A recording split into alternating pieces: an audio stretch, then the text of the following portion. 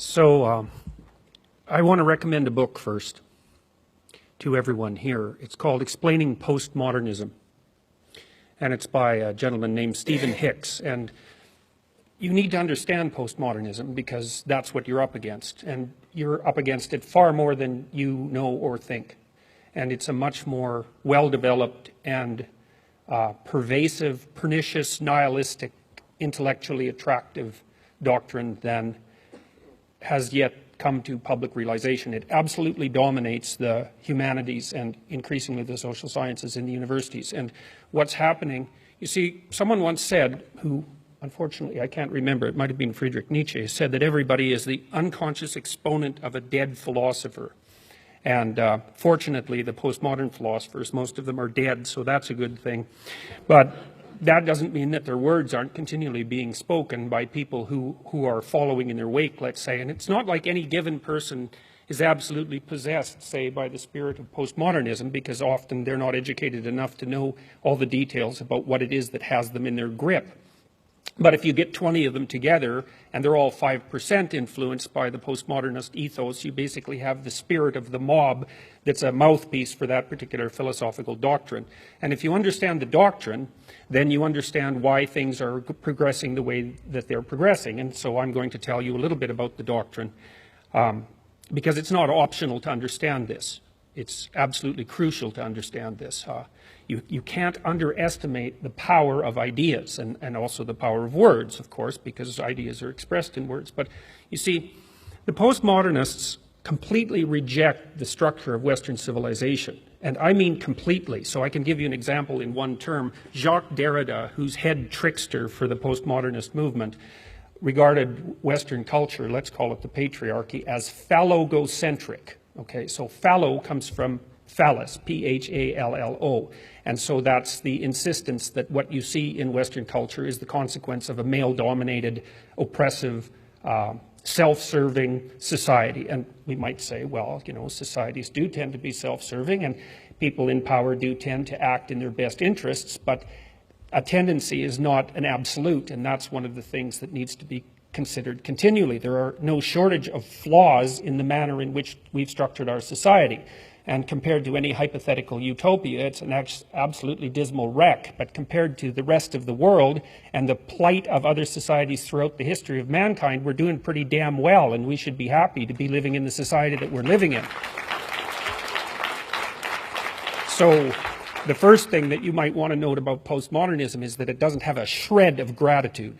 And there's something pathologically wrong with a person who doesn't have any gratitude, especially when they live in what so far is the best of all possible worlds. And so if you're not grateful, you're driven by resentment. And resentment is about the worst emotion that you can possibly experience apart from arrogance. Resentment, arrogance, and deceit. There's an evil triad for you.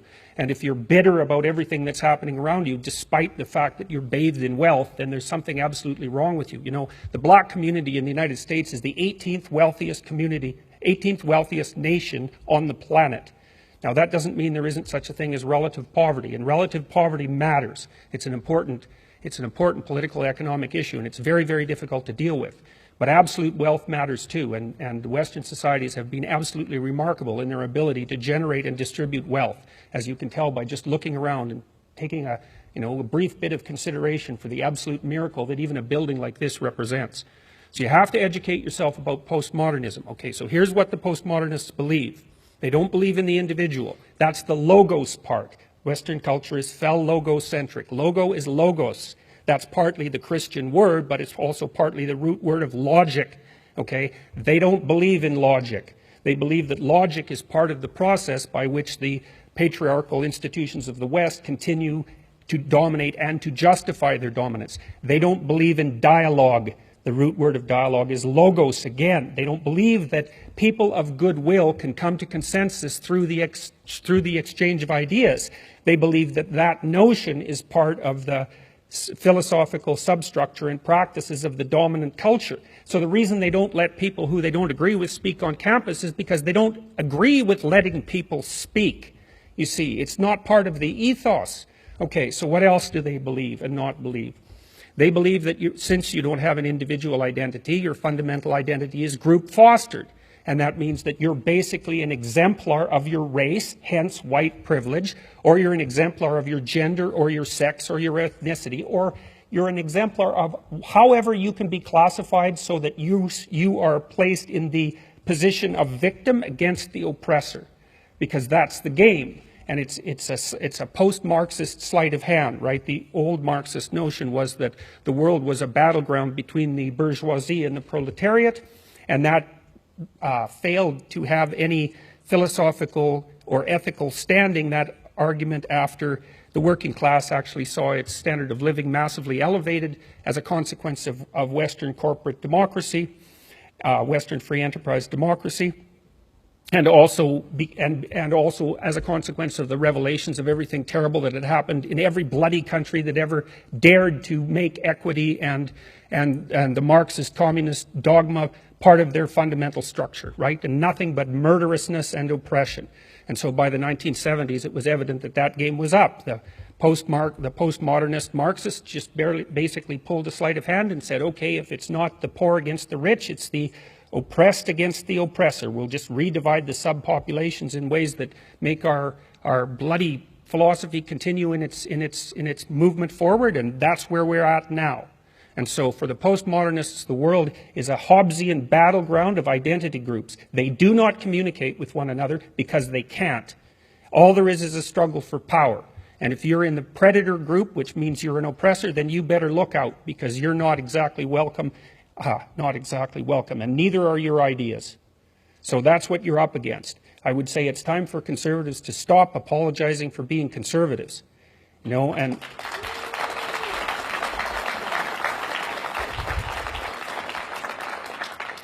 you don't apologize to these people. That's a big mistake. Apology, they read apology as an admission of guilt. You don't apologize and you don't back down.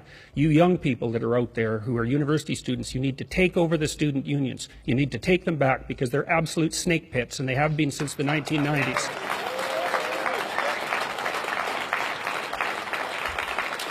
And with regards to the universities, I thought at one point that the best thing to do would be to cut their funding by 25% and let them fight amongst themselves for the remnants, because it would force the universities to decide exactly what's important and what isn't. So I would say the humanities and much of the social sciences has turned into a postmodern neo-Marxist playground for radicals. The scholarship is terrible. 80% of humanities papers aren't cited once. And so what that means is that they write papers for each other and they sell them to libraries, and that's how the publishers make their money. And no one reads them, but the publishers can print them because the libraries have to buy them, and they're buying them with your tax money. And so all of you who are sitting here are funding a postmodern, radical, neo-Marxist agenda that has its roots in the university, and your tax money is going towards that. And if you want proof of that, you just go online and look at the websites, especially of disciplines like women's studies, which is pathological right to the core. But it's not just women's studies, it's all the ethnic studies groups. It's anthropology, it's sociology, it's social work, and most of all, it's education. And OISE, for example, in Ontario, is perhaps, apart from the Ontario Human Rights Commission, the most dangerous institution in Canada. It should be defunded. It's as simple as that. They don't do the research they purport to do. They're not interested at all in education. They're interested in the indoctrination of people as young as they can get their hands on, so to speak. Now, we need to figure out, our society needs to figure out how to stop shunting public tax money to radical left-wing activists. If we were doing that for radical right-wing activists, there would be an absolute storm. But it's happened incrementally since the 1960s, and it needs to stop. So that's partly what the conservatives, not only conservatives, but also liberals, true liberals in the English sense, are up against. I mean, what's happened also as a consequence of this postmodern neo-Marxist intellectual invasion is that the center keeps moving. It's moved way to the right now. So if you're a classic liberal, you've become a conservative. And so for all of you who are interested in pursuing the conservative agenda, there's a lot of classic liberals that you could be talking to. And then finally, with regards to talking to young people, you finally have something to sell to them, you know. It's not easy to sell conservatism to young people because they want to change things, and that's not what conservatives want to do. They want to maintain things. Well, now you've got something to sell to young people. You can sell them freedom of speech, and you can sell them responsibility. The left is selling them rights. You can sell them responsibility. And I can tell you, because I've received many letters of the sort that Gad was talking about, young people are absolutely starving for someone to provide them with a sense of responsibility and say, look, here's something worth living for, man.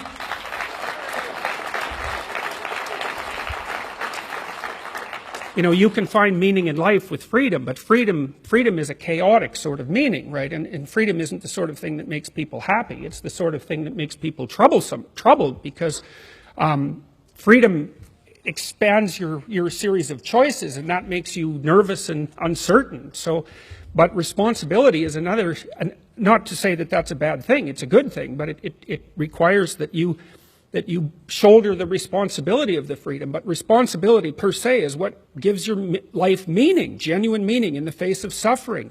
And young people are really, they're starving for that. I've been teaching young people for 30 years, and mostly what I've been teaching them about is responsibility. It's like you're heirs to a great tradition. It's not perfect, obviously, but comparatively, there's nothing else like it that's ever been produced, and it represents a tiny minority of the human polities, most of which are run by murderous, antisocial, psychopathic thugs.